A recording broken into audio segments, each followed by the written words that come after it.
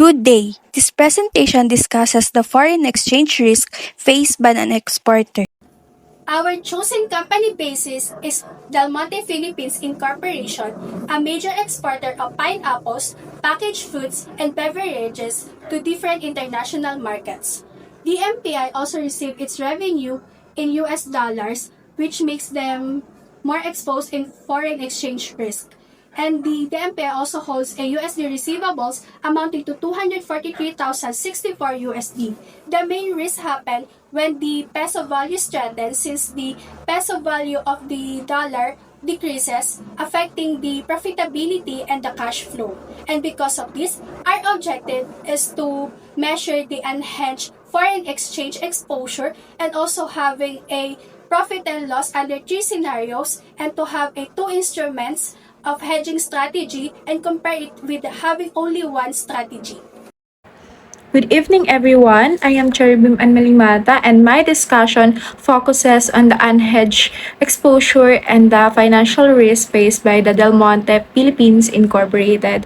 As an exporter, the DMPI primarily sells its product in US dollars, but its operating costs and the financial reporting are in Philippine peso. This is what we call the net long USD exposure, where simply put, we hold more on US dollar assets such as the outstanding receivables rather than our US dollar liabilities. So this structure means that our profitability is highly vulnerable to movements in the US dollar and the Philippine peso exchange rate. So our primary risk materializes when the Philippine peso strengthens, meaning the US dollar or the Philippine peso rate drops. So when this happens, every single US dollar we earn converts into the fewer peso. So to quantify the risk, we model the impact on the MPI's current 243,064 US dollar in unhedged receivables using a reasonable neutral base rate of 56 pesos according to 2024 currency exchange rate. So please look at the table we have prepared, and the most immediate and material threat is captured in unfavorable scenario where the peso strengthens. In this scenario, we modeled a minimal strengthening of the peso. The rate moves from 56 pesos down to 55 pesos. So this is only a 1.8% change in the exchange rate. However, the seemingly small movement translates into the value of 243,064 US dollar in receivables, immediately dropping from 13,611,584 pesos to 13,368,520. So the core risk here is that by remaining unhedged, the DMPI is effectively speculating on currency movement, and the loss triggered by the minor market shift instantly compromises our hard-earned operational efficiency and sales performance. Ultimately, by failing to protect the USD earnings, the MPI is exposing its profitability to focus entirely outside of its operational control. So the key takeaway is, while we may gain in favorable scenario, the immediate and material loss in unfavorable scenario proves that the current unhedged position of the MPI has financial liability that requires immediate mitigation. Thank you. To manage the foreign exchange risk, we use two instruments, a forward contract and a call option. The forward contract locks in the exchange rate for most of the USD receivables, so the company already knows how much peso it will receive. This makes cash flow stable and predictable. While the call option is used for the remaining amount, it protects the company if the exchange rate moves against them, but still allows flexibility if rates improve. Together, the forward covers most of the risk, while the option protects against extreme movements, making the strategy balanced and cost efficient. Now, for the hedge profit and loss. First, the forward contract covers the larger portion of the exposure with an allocation of roughly 70%, which is 170,000.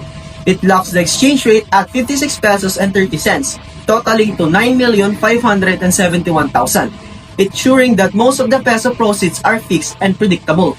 And as you can see in the presentation, it's the same amount from favorable to unfavorable because it is fixed.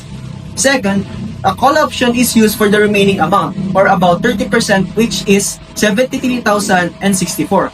This gives the MPI the right but not the obligation to buy US dollars at 56 pesos.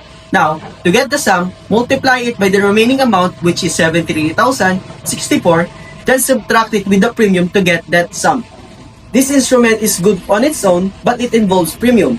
If it were of the full amount, it would be quite expensive. By only allocating a smaller portion, the MPI reduces hedging costs. This protects the company if the peso strengthens while allowing flexibility if exchange rates move favorably. For the computations, details, and the full breakdown, see the appendix on the hard copy or the soft copy of the paper. Now, let's see how this combined strategy improves the peso profit and loss compared to the remaining unhedged. Comparing the results, the advantage of hedging becomes clear. In the favorable scenario, the unhedged position earns more, but the difference is 122,653, represents an opportunity cost of hedging. In the neutral scenario, the hedged position performs better by 47,347 due to exchange rate protection. And most importantly, in the unfavorable scenario, the combined hedge avoids a loss of 290,411 and delivers stable peso proceeds. This confirms that using two instruments is more effective than remaining unhedged or relying on a single hedging tool. So a forward contract is a simple of straightforward. It locks in a one fixed exchange rate for Del Monte's USD revenues. This gives the company certainty and to protect if the peso is strengthened. However, this strategy is very rigid. Once the rate is locked, Del Monte cannot benefit at all the peso weakens, even the market moves in the favorable direction. Now, moving the combined strategy using both contract and the option provides ensuring stable peso cash flows. At the same time, the option adds flexibility by allowing Del Monte to participate in favorable exchange rate movements. So, as the result of this, the combination strategy balances downside protection and the upside potential. It reduces volatility, improves predictability, and offers more effective risk management to compared to relying a forward contract alone. From a regulatory perspective, the strategy complies with the rules of the Bangko Sentral ng Pilipinas, particularly the Manual of Regulations on Foreign Exchange Transaction. The company enters into forward and option contracts only with the BSP authorized banks and maintains proper documentation and reporting requirements. From an accounting perspective, the strategy follows Philippine Financial Reporting Standards 9, which ensures that all derivative instruments are properly recognized, measured, and disclosed in the financial statements. Finally, from ethical standpoint, the derivatives are used strictly for hedging the company's actual foreign exchange exposure and not for speculative purposes. The size and maturity of the hedge are aligned with the company real USD receivables. Overall, the hedging strategy supports compliant, ethical, and responsible financial management. Good day, I am Diana Hal.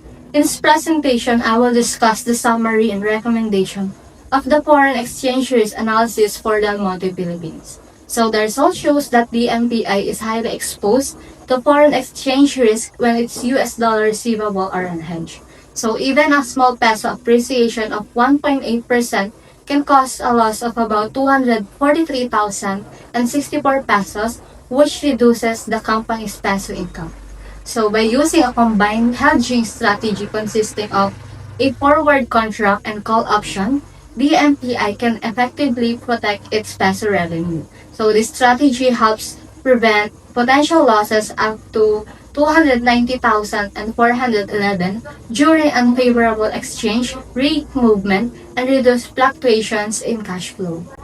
Although hedging comes with additional costs, these costs are reasonable compared to the larger losses and income volatility that a company may face if it remains unhedged. So therefore, we recommend approving the combined hedging strategy as it improves cash flow stability, minimize foreign exchange risk, and support Del Monte Philippines' long-term financial strength.